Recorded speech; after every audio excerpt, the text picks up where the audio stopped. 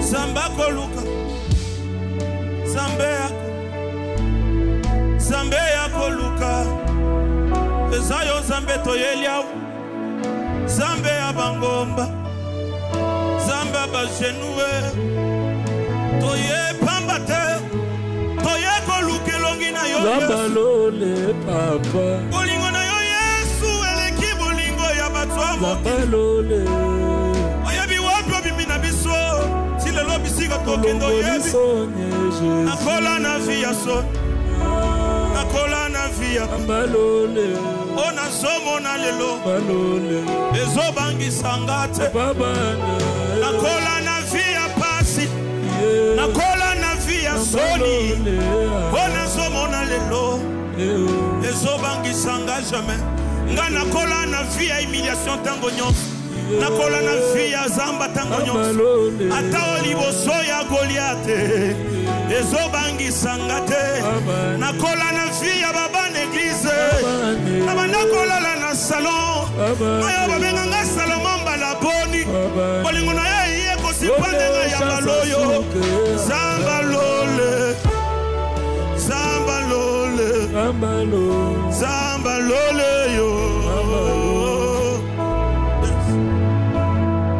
Identité nangai Identité ya Soni Identité nangai Identité ya bololo papa Mena pengwa te Yesu na mesana kino na kati ya sonyo ya Banzembo nangai ezalaki obimana liziba Soni Libanda nanga bololo na kati maloba sukali Libanda nanga zei na kati maloba lokumu Wala mwanyi nazwa nanga chance te Ya kobota mwana député Nazwa nanga chance te Kobota mwana ministre Mena beta libaku na zelo Na yaba yo na bo mwana nangai Wala mwanyi nundonga chalabana bayi Wala mwanyi unji chalabana bayi Chilambe chambuka chanyi wala pambiji Tijama mwanyi Malwaji balaji bayi Memba kaba ibanga esela mumoyi Wala mwanyi kuji kwa kuanga esela Wala mwanyi ngakushiji bana bayi senda Atano zama bongo pamba Ekwana yo mkale mwanyi na zoyemba Atano zana nuna Soni Ekwana yo na zoyemba Talanga bien owo Nazana nuna Soni Emalobo yezobi makati nanga Maloba bato babonga Talanga nanu malamu Nazana nu célibataire Ebanzembo ezobi makati Eza banzembo ba marie Talanga nanu malamu Nazana nu chômeur Malobo yezobi manakati Eza maloba ba PDG Maji mwimila misambu ya babaji Mema muchika la mulanda misambu ya baleji babanu Mema muchika la misambu ya bantu banena Mema muchika la mbundu Shaka la miandu anyi mutamba baloshi Yansu mukala bujaja mukwa Mwana mutu alungero Nipaja mujitumba jakuwa ya mena Jakabema muko nibibaki banzubu Yansu anyi musheta meya chipungiji Papa yo kanzembo yo Nabota mana Soni Nakola pena Soni Natanga pena Soni Na mesana na Soni Osakure Osakure Osakure Osakure Yakananu Yakananu Jésus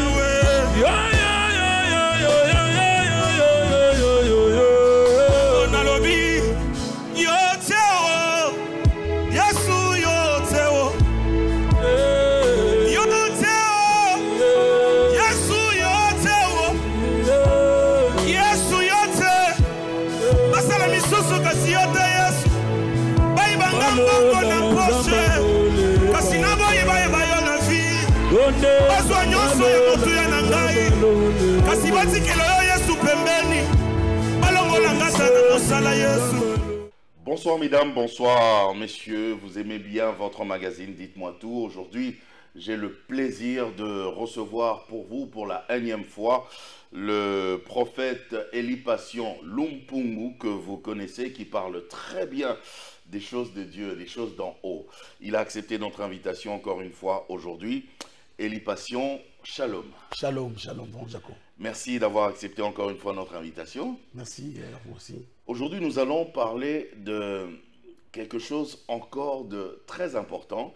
Certes, on en parle dans nos églises, mais peut-être qu'on n'a pas très bien compris hein, le système, le principe, en fait.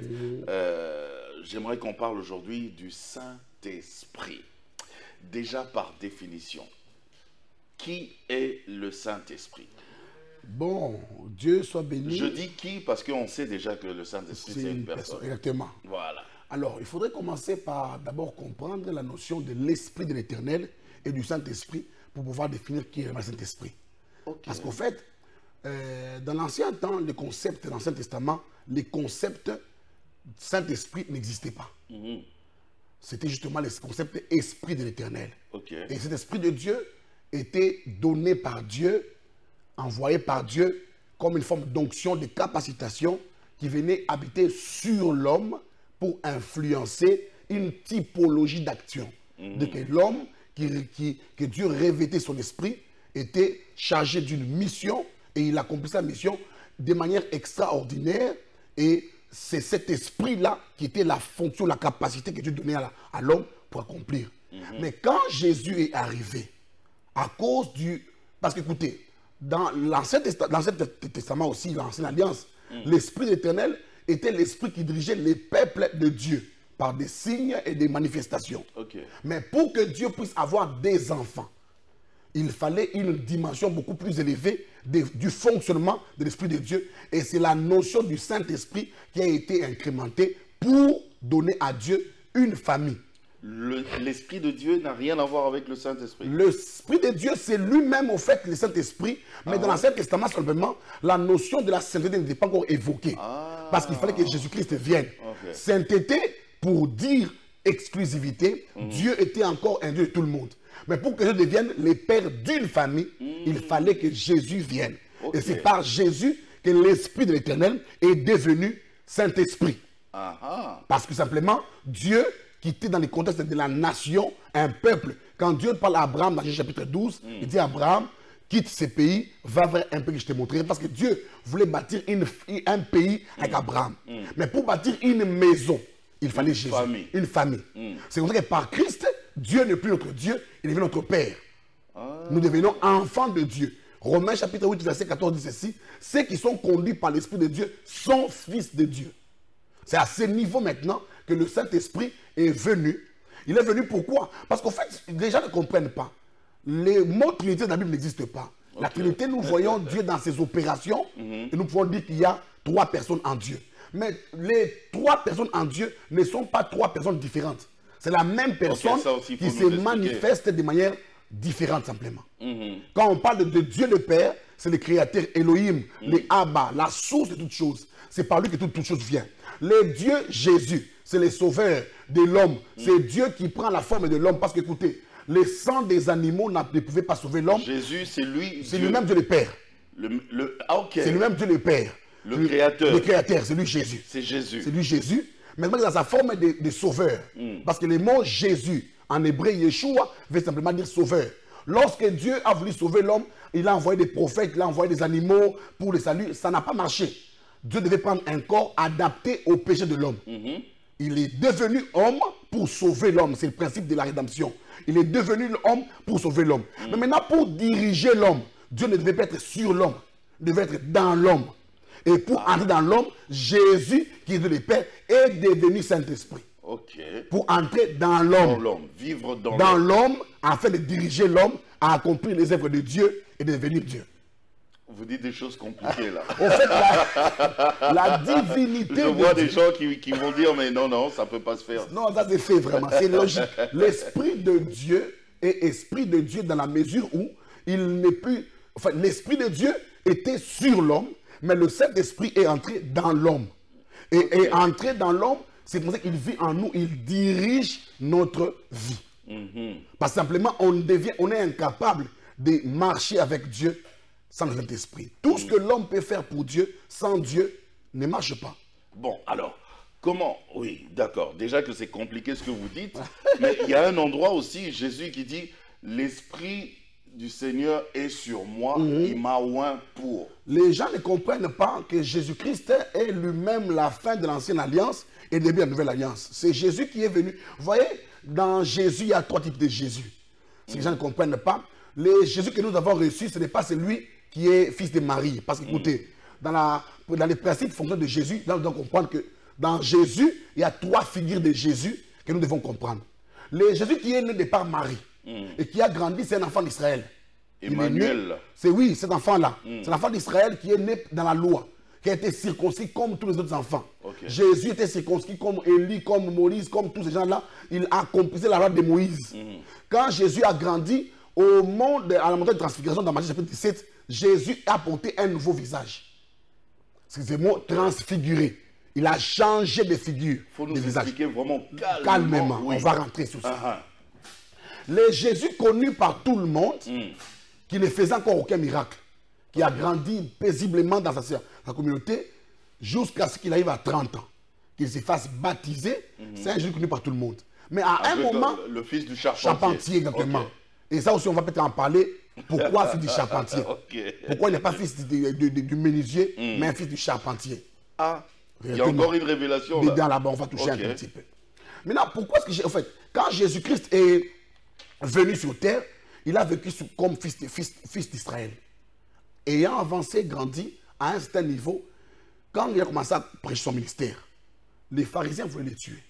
Mais comme Christ marche avec l'ensemble du temps, dans Jean chapitre 2, il dit à Marie, mon heure n'est pas encore arrivé, son temps de mort n'était pas encore arrivé, il devait prendre une forme, métabolisme, une métaphore, une métamorphose d'une personne que les pharisiens auraient du mal à connaître.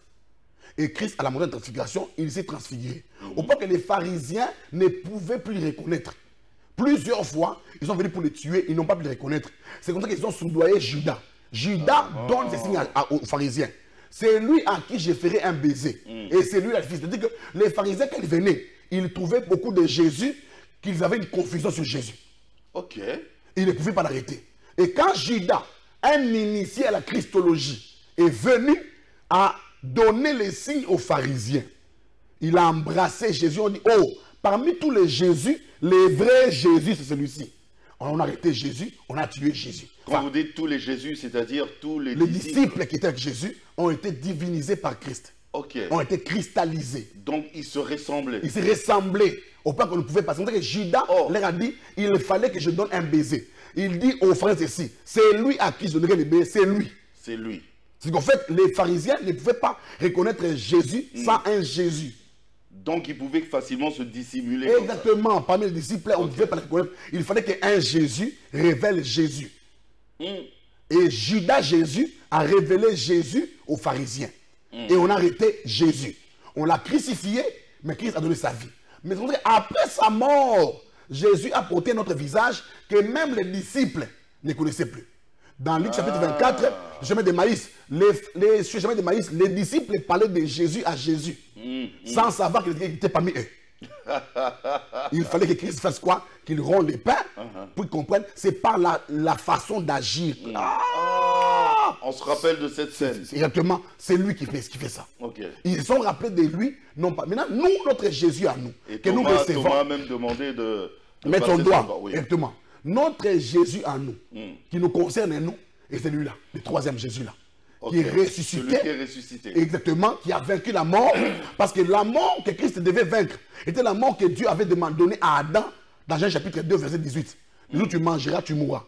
Et donc, quand lui est ressuscité, donc, les miracles ne font pas de Jésus Jésus. Jésus n'est pas Jésus par rapport au miracle. Jésus est Jésus par rapport au salut. Et maintenant, le Saint-Esprit vient permettre à Jésus le Sauveur d'habiter en nous. Permettez-moi de vous prendre au mot. Je suis là. Vous avez dit que il y a un Jésus le tout premier qui était né de Marie, un enfant comme tout le monde, le fils du charpentier, on va en parler. Mais comment ça se fait que le jour où ce Jésus-là, qui était enfant comme tous les autres enfants, était né, ce jour-là, les rois mages ont vu une étoile et ils ont su que c'était un roi. C'est bizarre. Pourquoi? Pas simplement. C'est pour dire qu'en fait, la révélation de Jésus... Donc, ce n'était pas un enfant ordinaire. Non, non, c'est vraiment un enfant ordinaire. Aidez-nous, oui. Au fait, l'extraordinaire de Jésus, c'est toute sa vie finalement. C'est la dimension spirituelle que Jésus révèle l'extraordinaire. Okay. Mais la dimension physique comme ça, il n'avait pas 6 doigts. Il n'avait pas 4 nez, 8 yeux. Non, non. Il avait 2 yeux, 2 doigts. Et tout ça était comme tous les autres enfants. C'est dans la forme extérieure. Dans les normes de l'humanité. L'humanité, exactement. Ouais. Mais maintenant, spirituellement, les Juifs qui étaient avec Jésus ne reconnaissaient pas Jésus. Il fallait que les païens viennent. C'est comme aujourd'hui, Israël ne connaît pas Jésus. C'est nous qui prêchons Jésus. La véritable Israël, ce n'est plus Israël de la nation. C'est nous, Israël, dans le Christ. Galates 3 dit quoi? En Christ, il n'y a ni grec qui sort. C'est nous, la nation de Dieu, qui devons maintenant dire à Israël, voici Jésus. C'est qu'est appelé bébé. C'est qu'est appelé bébé. Les mages l'avaient appelé le roi. Le roi. Les rois qui viennent de naître. Dans la phraséologie de mage, il y a un problème grammatical. Un roi ne naît jamais. Un roi devient. Celui qui naît, c'est d'abord le prince. Oui. Mais Christ n'est pas né prince. Christ est né roi. Pour dire que la naissance de Jésus était l'inauguration d'un nouveau système. C'est lui-même le Père qui venait en chair. Lui-même le roi. Le Père, le roi, prenait la forme de l'homme. Il venait pour résoudre les problèmes de l'homme. Donc le Jésus qui guérit les malades là, c'est le Jésus qui venait répondre aux besoins de l'onction à la prophète Isaïe. L'esprit d'Élohim est sur moi. Il m'a oint pour guérir les malades. Tout ça, c'était pour répondre, guérir Israël. Maintenant, nous n'avons pas besoin d'abord de guérison à l'époque. Nous, on avait besoin du salut. Il devait mourir pour ressusciter. Et sa résurrection nous a donné le Jésus que nous recevons en qualité de sauveur et de seigneur personnel. Alors, vous avez dit... Pourquoi fils du charpentier? Exactement, parce qu'en fait, dans la construction, il y a 3 dimensions, il y a 3 niveaux. Il y a la dimension d'abord du fondement, il y a on pose des fondements, et l'apôtre Paul dans 1 Corinthiens 3, 13, 10 dit, j'ai eu la grâce de poser les fondements comme un sage architecte, les sophos architectum. Il pose les fondements. Mais ces fondements-là, c'est ça les patriarches, les pères. Il y a Abraham, il y a Isaac, il y a Jacob. Et quand vous suivez la lecture de Jésus-Christ dans Matthieu chapitre 1, verset 1, on dit généalogie de Jésus-Christ, fils de David, fils d'Abraham. Mais maintenant, quand la charpente vient, on pose les fondements, on doit construire dessus. Donc, c'est que la loi a construit la maison de Dieu. Il fait que la loi a construit la maison de Dieu. Les patriarches ont donné les fondements, la loi a construit la maison de Dieu. Mais parce que la maison de construction de loi, le niveau qu'on utilise là, et ça la loi de Dieu, pour voir si la maison répond aux normes de Dieu. Mais après avoir construit, la toiture, la maison n'était pas encore habitable. Parce que pour que la maison soit habitable, il faut qu'on pose la charpente et qu'on mette la toiture maintenant. C'est Jésus qui est le fils du charpentier qui devait rendre la maison de Dieu habitable. Il vient pour poser la charpente et nous permettre de pouvoir entrer dans la main de Dieu. Parce que sans Jésus, la main de Jésus-Christ, c'est ce qu'on appelle en swahili kinyumba nyumba, une maison non habitable. C'est Jésus, exactement. C'est Jésus qui a rendu la main de Dieu habitable. Nous sommes dans la maison de Dieu. Il devait venir par un charpentier. Un charpentier pour poser la charpente de la maison et pas une charpente quelconque. C'est une charpente éternelle. Donc, oh là là là là là, que des révélations. Mais moi, je l'apprends aujourd'hui. Moi, je pensais que c'était anodin. Non, tout ce qui a Jésus est sensible. Il faut, dans la christologie, il faudrait vraiment... Jésus, c'est... Faire attention à chaque détail. Pourquoi fils du charpentier? Pourquoi ceci? Pourquoi Jésus n'est pas parmi les animaux? Pourquoi Christ n'est pas né naître parmi les gens? Parce que Marie et Joseph n'avaient-ils pas un autre lieu que les animaux? Parce que les lieux des animaux... Non, mais on a dit que les hôtels étaient pleins. Il n'y avait plus de place. On ne pouvait pas accoucher dans la même route. On devait accoucher quelque part d'autre. Pourquoi seulement parmi les animaux? Parce que Jésus-Christ devait répondre à la nature. Lorsque Jean-Baptiste l'a vu, il a dit quoi? Voici l'agneau de Dieu. C'est cet agneau-là. Le problème, c'est que les gens ne comprennent pas. Dans Genèse chapitre 3, lorsque l'homme a péché au verset 21 et 22, Dieu a fait pour l'homme un vêtement en peau d'animal. Mais les gens ne savent pas. On ne peut pas avoir une peau d'animal sans que l'animal ne meure. Ces jours-là, il fallait que Jésus-Christ vienne répondre pour dire, voici quel animal Dieu avait utilisé. Parce que tout le monde voulait dire, non, c'est les serpents, non, c'est l'antilope, non, c'est peut-être une girafe. C'est une girafe. Non, pour répondre à la question de la peau, parce que c'est la peau. C'était aucune bête parmi les bêtes qui se trouvaient dans le jardin. Non, non, c'est au fait, l'agneau était parmi les bétails, les animaux de champ. Vrai, lorsqu'on veut faire du coton, la laine, on prend ça de l'agneau, nos moutons ici, là. Oui. Il est petit encore, on prend de la laine sur là. C'est comme ça que Dieu voulait vous faire voir que j'ai fait porter à l'homme une peau d'animal. Mais l'animal dont il est question, vous ne le connaissez pas encore. Quand le temps viendra, vous le connaîtrez. Et quand Christ est venu, il est né parmi les agneaux pour nous dire que c'était la peau d'agneau que Dieu avait utilisée. Maintenant, quand Christ, avant de mourir, il dit, autrefois, en Genèse, vous avez porté la peau. Maintenant, moi, je donne la chair de l'agneau. Mangez maintenant son corps et buvez maintenant son sang. Quand Christ donne la Sainte Seine, il ne dit pas prenez les vins et les pains. Il dit prenez la chair et prenez le sang. Pour dire que vous avez déjà revêtu les vêtements. Et ces trois éléments-là sont les trois types de l'onction. Nous avons les sacerdotales, les prophétiques et les royales. Oh, que des révélations. On est vraiment bénis. On est vraiment bénis aujourd'hui. Alors, donc, pour revenir, vous avez dit que il y a une différence entre l'Esprit de Dieu et le Saint-Esprit. L'Esprit de Dieu, c'est... Au fait, je voudrais dire ça avec simplement. Ça peut être considéré comme le Saint-Esprit. Mais la différence... C'est pas trop une différence. La différence, oui. Les bémols à mettre sur ça, c'est c'est que l'Esprit de Dieu habitait sur l'homme. Mais pour devenir Saint-Esprit, il fallait la notion de la mort de Jésus. Parce que le Saint-Esprit venait pour les corps de Christ. Et pour que ces corps viennent vivre, ces corps marchent, répondant à Genèse chapitre 2, au verset 7, où Dieu a soufflé dans l'homme, ce souffle de vie-là, pour que l'homme devienne un être vivant, il fallait que le Saint-Esprit vienne maintenant. La notion de sainteté n'était pas encore requise. Autrefois, on parlait de la sanctification, mais alors que Dieu est saint. Dieu n'est pas saint par sanctification. Dieu est saint par principe. Dieu ne se sanctifie pas pour être saint. C'est nous qui nous sanctifions. Nous ne nous sanctifions pas aussi pour être saints. Nous sommes saints comme Dieu. Mais la sanctification, elle, c'est quoi? C'est le mécanisme par lequel nous manifestons la sainteté de Dieu. Donc, l'Esprit de Dieu, c'est sur l'homme. Le Saint-Esprit, c'est dans l'homme. Il vit avec nous, en nous, pour nous diriger. C'est ça l'avantage maintenant. Maintenant, là, il est plus loin. Et l'Esprit de Dieu revêtait les gens de temps en temps. Il fallait avoir besoin de lui, il fallait l'appeler, il fallait tout ça, et il vient, il habite sur toi. Pour des missions précises. Mais maintenant, le Saint-Esprit, lui, vient habiter en toi pour te permettre de pouvoir faire toutes choses. Étudier par le Saint-Esprit, manger par le Saint-Esprit, courir, même pour bien manger. Il donne même l'alimentation qu'il faut. Le Saint-Esprit prend le contrôle de toute la vie. Il gère toute la vie. Il gère les mouvements, il gère la production, il gère la respiration. Tout est fait par le Saint-Esprit. Donc le Saint-Esprit, c'est Dieu lui-même. Exactement, c'est lui Jésus. C'est lui Jésus aussi. Exactement. Alors comment ça se fait? Vous expliquez des choses compliquées aujourd'hui, et heureusement que vous êtes là. Comment ça se fait maintenant que ce grand Dieu vienne vivre dans ce petit homme? Vous voyez, je ne sais pas, je ne vais pas utiliser, je ne vais pas faire une publicité d'une entreprise de télécommunication, mais la SIM que nous avons pour notre téléphone, cette SIM-là, c'est elle, l'entreprise de télécommunication tout entière.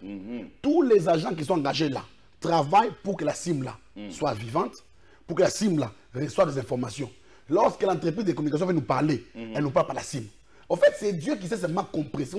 Le Saint-Esprit, c'est une hyper charge. Quand il entre en toi, tu es radioactif. Un esprit, quand il entre en toi, tu es chargé. C'est comme on ne peut pas manger un homme rempli d'esprit de Dieu. Il est toxique. Un homme rempli de l'Esprit de Dieu, il est hyper chargé. Vous voyez, quand vous lui prenez une boîte de tomates, on écrit souvent là-bas, double concentré, comme on le disait en latin, doppio concentrato du pomodoro. Maintenant, là, c'est pas double, c'est infiniment concentré. Quand tu es rempli de l'Esprit de Dieu, tu es hyper radioactif. Tu es divinement divinisé. Tu as le métabolisme, les paroxysmes de tout le métabolisme. Les chrétiens simplement sont inconscients de la plénitude de l'Esprit de Dieu. Lorsque vous l'avez en vous, vous avez Dieu dans toutes ses fonctionnalités en vous. Vous avez l'hyper-connaissance, l'hyper-sagesse, l'hyper-santé. Toutes les bonnes choses de Dieu sont en vous par le Saint-Esprit. Mais non, par rapport à notre façon de vivre, par rapport à notre façon de faire les choses, quelqu'un dirait, mais c'est un paradoxe. Comment est-ce que tu as Dieu en toi et tu vis comme un peu tout le monde, quoi? Je vais lire un verset de la Bible, j'aime les lire souvent parce que c'est ce verset ici qui me donne un peu de force pour pouvoir répondre à ce genre de questions. Vous voyez, nous devons faire l'apologie. Hébreux chapitre 4, verset 1, 2, 3. Eh bien, dit, craignons donc, tandis que la promesse d'entrer dans son repos subsiste encore, qu'aucun de vous ne paraisse être venu trop tard. Cette bonne nouvelle nous a été annoncée aussi bien qu'à eux. Mais la parole qui leur fut annoncée ne leur servit de rien parce qu'elle ne trouva pas chez eux la foi. Au fait, le problème, c'est que beaucoup de gens sont remplis de l'Esprit de Dieu, mais n'ont pas la foi en l'Esprit de Dieu. Oh, il faut mettre encore la foi. Mais la foi, c'est la pleine. Il est déjà là, non, en moi. Mais pour les recevoir, il faut qu'ils n'ont pas la foi. Ok. Et la foi est aussi fonction de la capacité ou la quantité des connaissances. Okay. Et Romains chapitre 10, c'est dit quoi? La foi veut ce qu'on entend. Et ce qu'on entend de la parole de Dieu. Lorsque la connaissance grandit, le fonctionnement de l'esprit aussi grandit en toi. Okay. Lorsque la foi grandit en toi, tu découvres un esprit à un niveau beaucoup plus élevé. Tu commences à comprendre que ça, je vivais ça. En fait, le niveau de notre ignorance, c'est la portion que nous donnons au diable. Okay. Le diable est fort de notre ignorance. Le diable est fort de notre ignorance. Plus nous connaissons, plus le diable est vaincu. Okay. Alors il faudrait grandir dans la foi. Et cette foi en lui. Être conscient que comme il est en moi. Moi, je me rappelle, j'étais à Chikapa un moment, à aller prêcher. Un petit à qui j'ai fait la délivrance, il dit, moi-même quand je suis dans un bateau, dans un avion, si un accident arrivait, j'écris seulement le nom de mon féticheur. Je disparais directement. Okay. Je disparais, je sors à côté. Là, c'est pour le féticheur. Imaginez-vous que si un homme qui a un démon, non, il y croit. Il y croit. Il écrit ce nom du féticheur, il tombe à côté. À combien de votre raison, le Saint-Esprit de Dieu en toi, qui est Dieu? C'est que même un avion, un bateau, à cause de toi, ne peut pas connaître un naufrage, mais pour connaître un crash à cause seulement de toi. L'impossible sera réalisé. Dieu même pendant les anges qui prennent l'avion. Parce que quand un chef marche, il y a un cortège qui accompagne. Les chrétiens n'ont pas la conscience des choses de Dieu. Les plus grands péchés du chrétien, ce n'est pas l'adultère, l'impudicité d'abord. C'est le manque de foi en Dieu. C'est le fait que le manque de foi amène les gens de croire. Le manque de foi, c'est un péché. C'est vraiment un péché grave. Avoir Dieu n'est pas croire en Dieu. C'est un péché grave. C'est de la légèreté des choses de Dieu. Les choses de Dieu deviennent trop légères. Nous avons des pasteurs qui nous prêchent souvent. Et la simplicité, les choses de Dieu ne sont pas simples. Oh. Les choses de Dieu. Simple où? C'est pas simple. Simple dans quoi? Dans quel domaine? Arriver à comprendre que la terre est créée par Dieu. Nous sommes nous sommes sur la terre. Mais la terre est ronde. Nous ne glissons pas. C'est pas vraiment. Je ne veux pas quelque chose de Dieu. On n'est pas penché.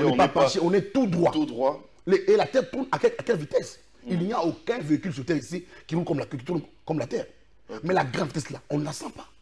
Dieu est infiniment intelligent. Il est sophistiqué. Les hommes qui... C'est pour ça qu'on dit que quand un homme grandit dans la science, il finit par comprendre mieux Dieu. Okay.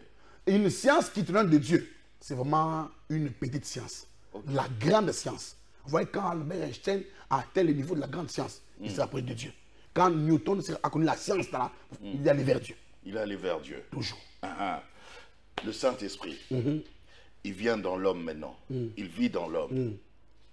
C'est quoi son importance? Parce que quand il était sur l'homme, il y avait une mission. Pour. Il m'a oint pour. Maintenant, il est en moi. On va lire 2-3 textes dans la Bible, toujours par rapport à la mission de Saint-Esprit, parce que il y a quelques versets, il y en a vraiment quand même un peu plusieurs. Il y en a beaucoup. Ouais. Oui, je vais prendre 2-3 missions. Jean 14, le verset 26. Je vais lire avec les amis. Mais le consolateur, l'Esprit Saint, que le Père enverra, en mon nom vous enseignera toutes choses. Ça commence par là. La première mission, au fait, dans son fonctionnement, l'Esprit vient. Vous voyez quand on dit déjà qu'il vous enseignera toutes choses. Oui. Cela veut dire quoi? Pédagogiquement, c'est qu'il veut dire que le Saint-Esprit connaît toutes choses. Voilà. S'il connaît toutes choses, le Saint-Esprit révèle l'attribut de la divinité. Il y a 3 attributs de Dieu qui sont ce qu'on appelle les attributs non délégables de Dieu. Dieu est omnipotent, Dieu est omniprésent et Dieu est omniscient. Si le Saint-Esprit enseigne toutes choses, qu'il connaît toutes choses, le Saint-Esprit, donc il est Dieu. Il a l'omniscience. Il connaît toutes les sciences. Donc, Jaco, même dans votre domaine de journalisme ici, un esprit peut vous apprendre des choses qu'aucune université de journalisme ne peut vous apprendre. Il connaît tout. Dans tous les domaines, militaires, politiques, la vie séculière, travail, économie, il a des informations qu'aucun professeur ne peut donner à une personne. On peut rassembler les encyclopédies. Tous, on ne peut pas atteindre au niveau des connaissances. Il y a des choses toujours qui sont au-dessus de notre portée que le Saint-Esprit connaît.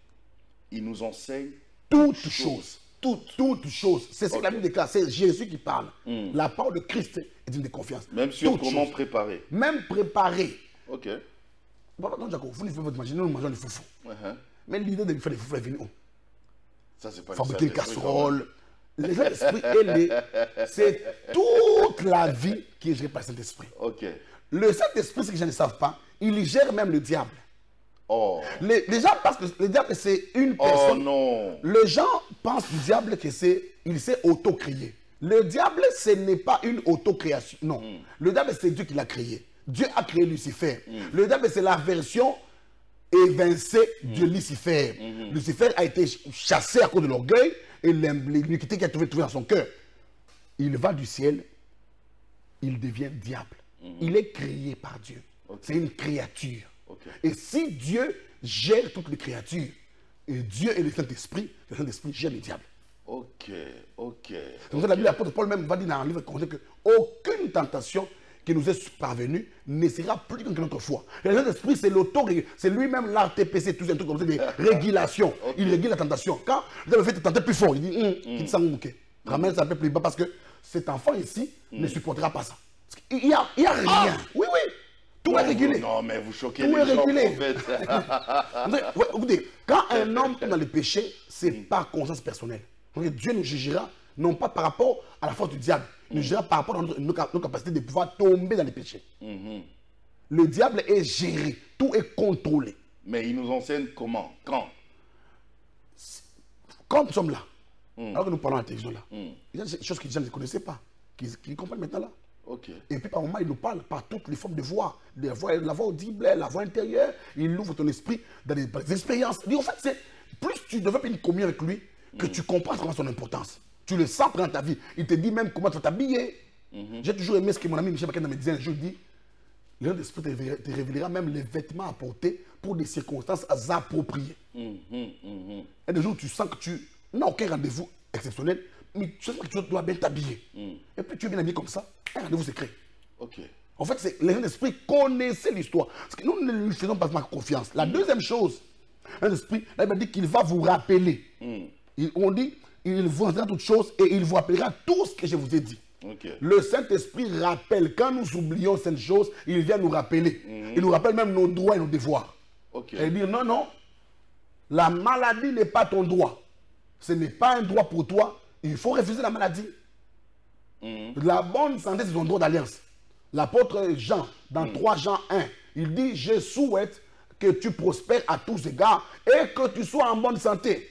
L'Esprit te rappelle, dit, non, petit, refuse la maladie. Tu dois marcher en sécurité. Rappelle ça à Dieu. Et il ramène tout ça devant toi. Il faut aussi comprendre que si ça ne marche pas, c'est toi.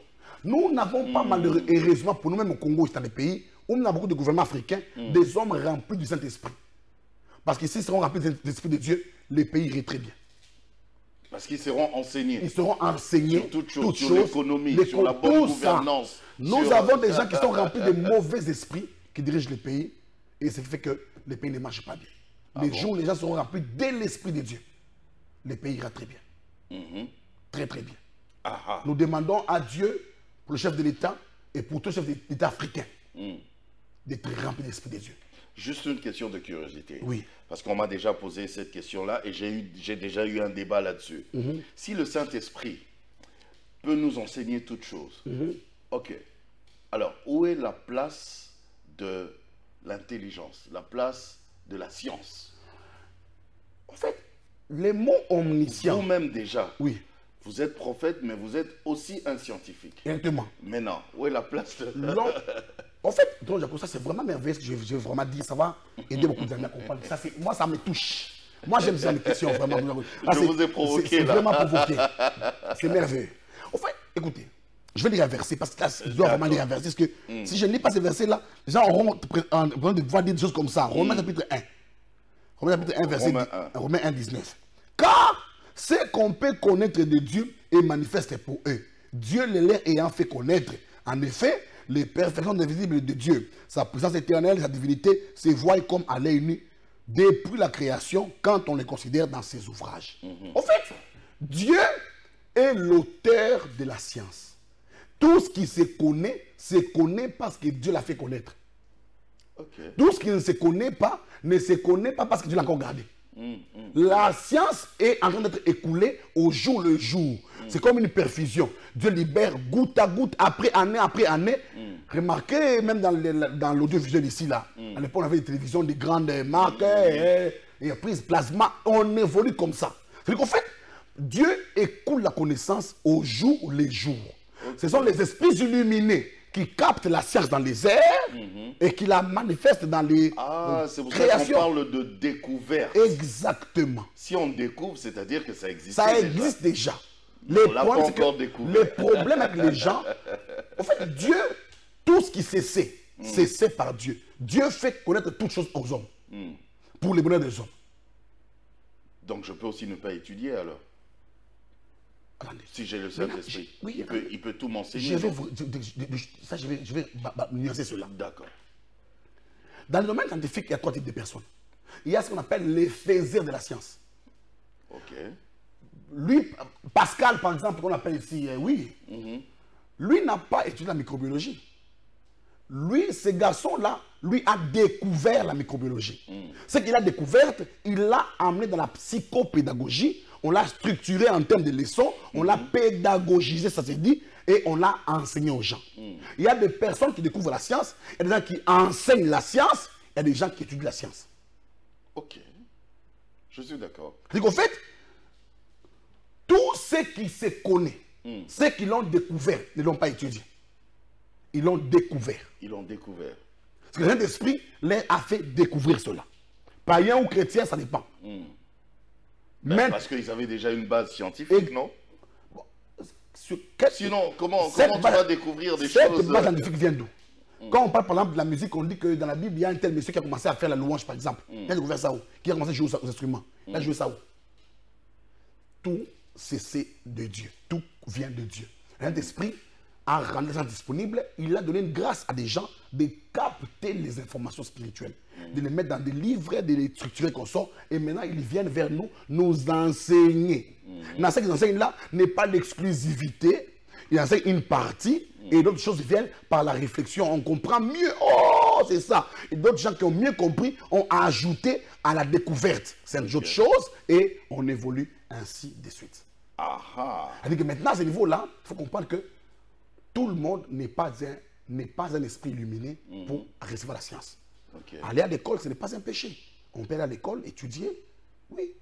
Mais il faut savoir que les notions des écoles, ce sont des notions récentes d'aujourd'hui. Il y a des années, il y a en 500 par exemple, en 400, il n'y avait pas d'école où étudier. Mais au moins, tu dois les connaître quand même avant. Oui, oui. Pour que le Saint-Esprit te fasse découvrir d'autres choses. Le Saint-Esprit te fait découvrir certaines choses qui ne se connaissent pas. Mais au fait, au départ, il y a des gens. Vous voyez, la science est répartie par plusieurs personnes. Tel peut connaître ceci, mais ne connaît pas cette chose-là. Parce que nous sommes dans le domaine de la complémentarité. Je viens chez vous, j'apprends une chose. Vous m'apprenez une chose, je vous apprends une autre chose, et on marche ensemble.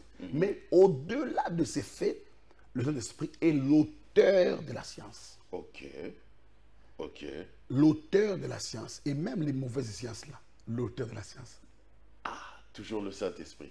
Il est l'auteur de toute la science. De toute la science. À la maison, nous avons des couteaux, des objets tranchants que nous utilisons. Le problème du couteau, ce n'est pas les couteaux. Avec les couteaux, on peut tuer, mais aussi on peut préparer avec ça la cuisine. En fait, le problème du couteau, ce n'est pas les couteaux. Le problème du couteau, c'est la personne qui utilise les couteaux. Mais bien sûr. Le Saint-Esprit n'est pas le problème. C'est nous qui sommes le problème. Ça m'a rappelé d'ailleurs quelque chose, prophète. Moi, j'ai une formule là que je n'oublie jamais, parce que c'était l'objet d'ailleurs d'un examen très dur à l'époque, il y a très longtemps. L'équation horaire du mouvement sinusoïdal. X égale A sinus oméga T plus phi. Donc, je connais quand même ça à la base. Donc, ça peut m'aider maintenant à évoluer. Vous avez connu ça parce que vous...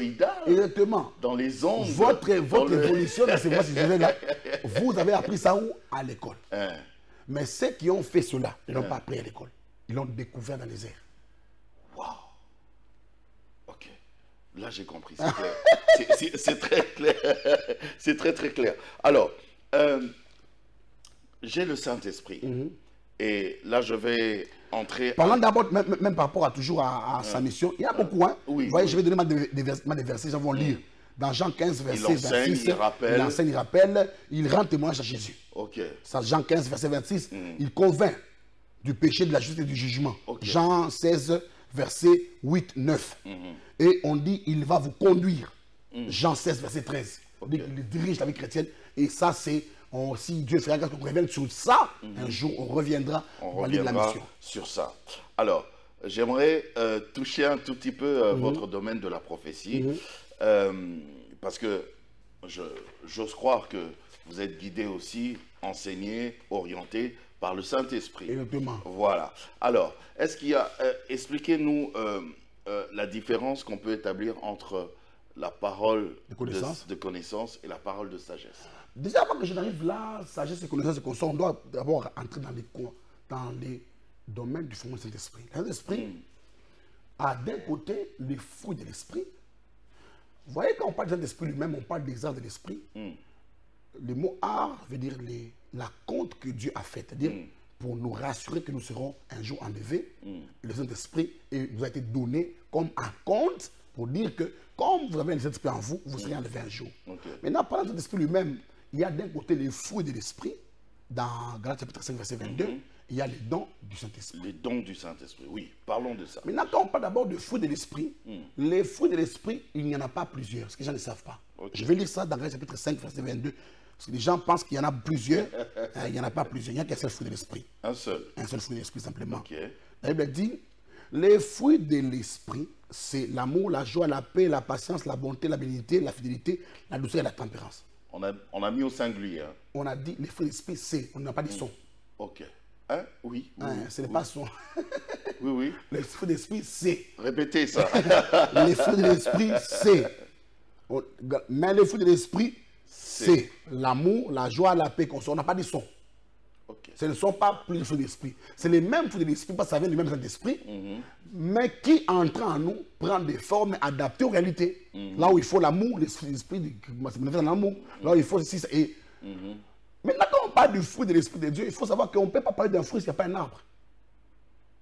Jean chapitre 15, Christ dit, je suis les cèpes, vous êtes les sarments. Si le Christ est les cèpes, qui est la racine? Le Père est la racine, le Christ est les cèpes. Et nous sommes des sarments parce que nous sommes les lèvres de l'Esprit de Dieu. Donc en fait, en ce moment-là, comme l'arbre est là, il faut bien que l'arbre produise. Et cet arbre qui est Jésus produit les fruits qu'on appelle les fruits du Saint-Esprit. Maintenant là, on a fini avec les fruits de l'Esprit. On est dans le domaine des dons spirituels. Dans les dons spirituels, nous avons trois types de dons. Donc on catégorise les dons spirituels. Il y a les dons de révélation, il y a les dons de puissance, et les dons d'inspiration. Dans les dons de révélation, nous avons les dons de la part de sagesse, et donc de la part de connaissance. C'est là où nous allons nous retrouver dans des révélations. Dans le don des révélations. Nous avons le don de la parole de sagesse, le don de la parole de connaissance, et le discernement des esprits. Les dons de révélation à côté. Donc moi j'ai cité que deux, il y en a trois en fait. Il y a les dons de la puissance, nous avons les dons de guérison, les dons de miracle et les dons de foi. Les dons de la puissance et les dons d'inspiration, nous avons les dons de la prophétie, le discernement des esprits, des versets des langues plutôt, et l'interprétation des langues. Maintenant, à ce niveau-là, si on veut maintenant revenir à la différence entre dons de parole de connaissance et parole de sagesse, ou dons de parole de prophétique, tout ça, ce soir-là, on a trop parlé de ça, on va quand même parler. Les dons de parole de connaissance, c'est un don merveilleux. Parce qu'au fait, ces dons opèrent dans l'omniscience de Dieu, permettant à Dieu de faire voir à l'homme que ton passé n'est pas passé devant Dieu. Dieu connaît le passé. Ces dons de parole de connaissance viennent permettre à l'homme de se rassurer que Dieu les connaît. Les dons de parole de connaissance est une œuvre du Saint-Esprit. C'est les dons du Saint-Esprit qui permet au Saint-Esprit de permettre à l'homme de se rassurer que Dieu les connaît. Par exemple, quand je te dis, à l'âge de 10 ans, tu fais ça, jouer au football. Ça ne change pas qu'on te dise aussi ton numéro de téléphone, c'est ça, ton adresse, c'est ça. Même le numéro de téléphone. Ça se donne. Ton Jaco, je donne un exemple, ton Jaco. On est ici avec vous sur le plateau. En descendant après l'émission, vous rencontrez une personne qui vous dit, Aliko Dangote m'a envoyé vers vous. L'homme le plus riche d'Afrique. Vous dites, il me connaît où? Il dit, non, il a même votre numéro de téléphone. N'est-ce pas, c'est tel numéro? Il doit votre numéro de téléphone. Et c'est un vrai numéro. Ça ne ferait pas du bien? Si. Que les milliardaires de l'Afrique vous connaissent ton numéro, oui. Mais si Dieu connaît ton numéro, en quoi c'est un problème? Ça fait du bien. Oh mon Dieu, je voudrais encourager à tous les paroliers de connaissances. Donnez le numéro de téléphone.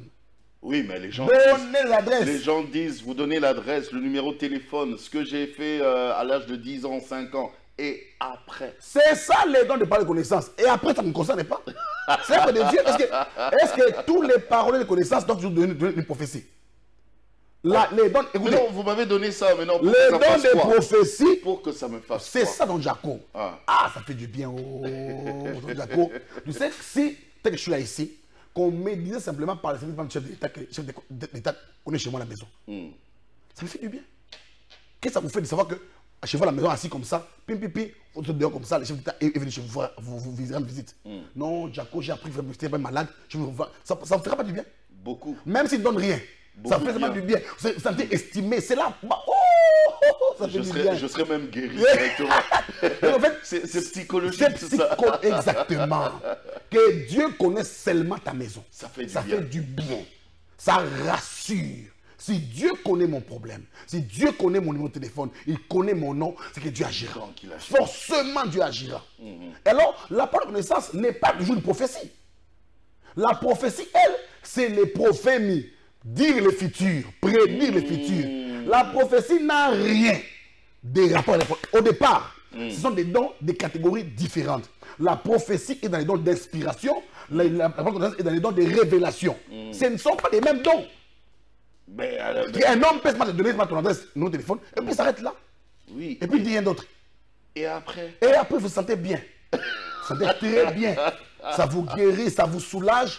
Non, mon numéro est connu par Dieu. Je pose cette question expressement parce qu'il y a beaucoup d'hommes de Dieu qui ne veulent plus ça. Nous ne servons pas. Ils veulent plus que nous ne servons pas les hommes de Dieu. On fasse les choses comme ça. Nous ne servons pas les hommes de Dieu là. Nous servons Dieu. Ils ne nous ont pas engagés. Ils sont dans les entreprises.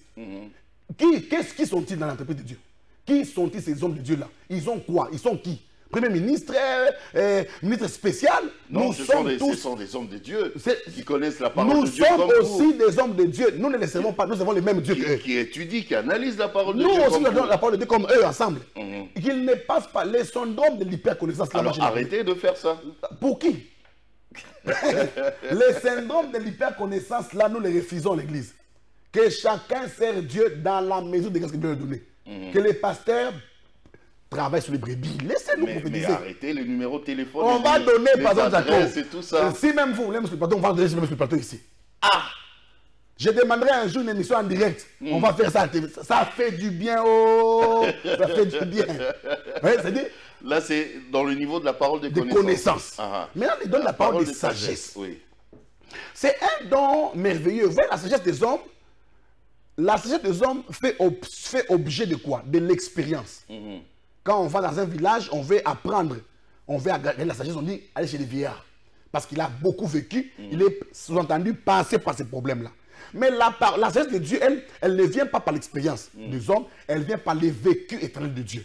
Comme Dieu connaît tout, il peut donner à un homme de 10 ans une expérience des choses qui se vivront dans 50 ans plus tard.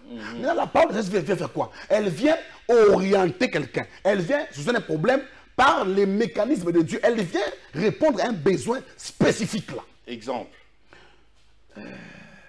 Salomon, par exemple. On lui amène deux femmes qui viennent enfants. Un enfant pour... Le fait qu'il dit seulement qu'on amène une épée pour diviser pour l'enfant, c'est pour la sagesse. C'est toute une sagesse. Une grande porte de sagesse.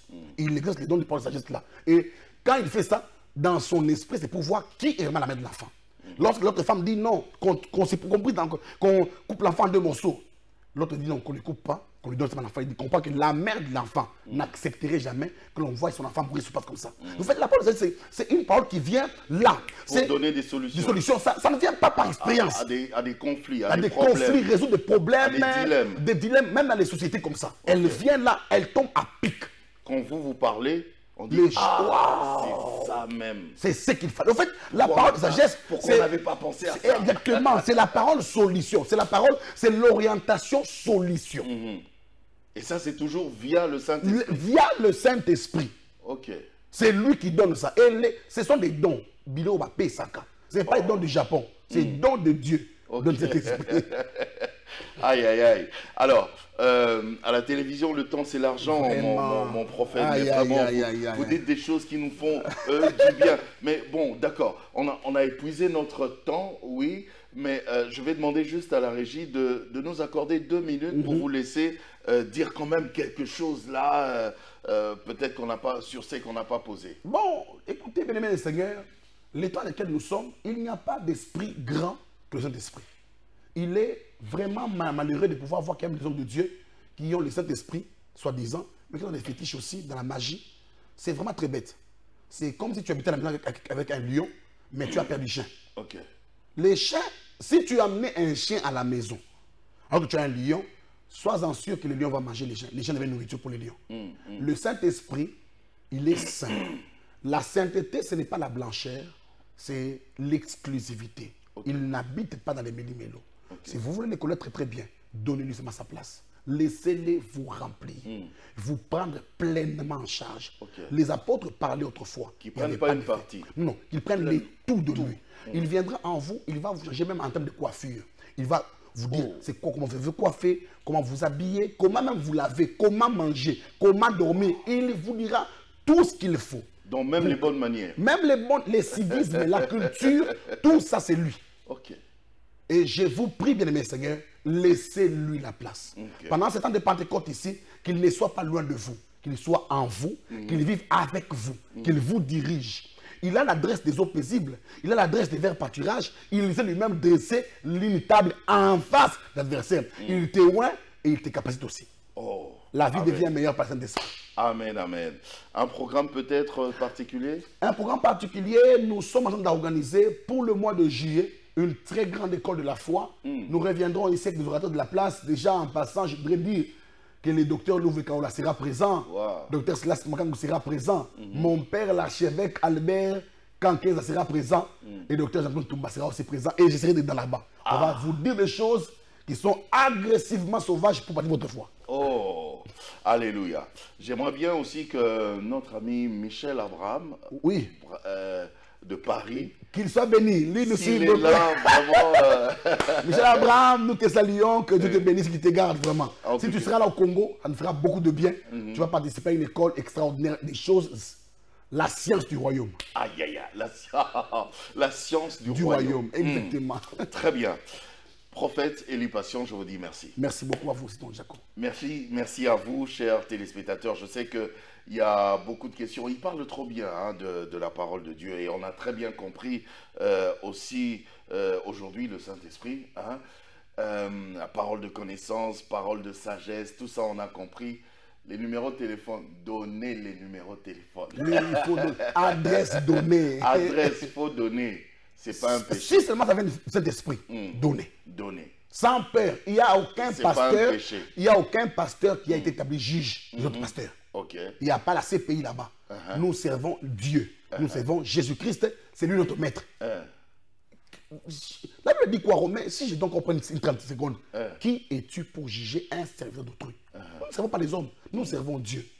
Et je demanderai seulement aux frères, en fait aussi, servons Dieu. Servons Dieu. Sans esprit à ma concurrence, à ma qu'on a. Servons Dieu. Merci. On reviendra sur ça. On va revenir sur ça. On va revenir sur ça. Et portez-vous bien. Que Dieu vous bénisse et au revoir.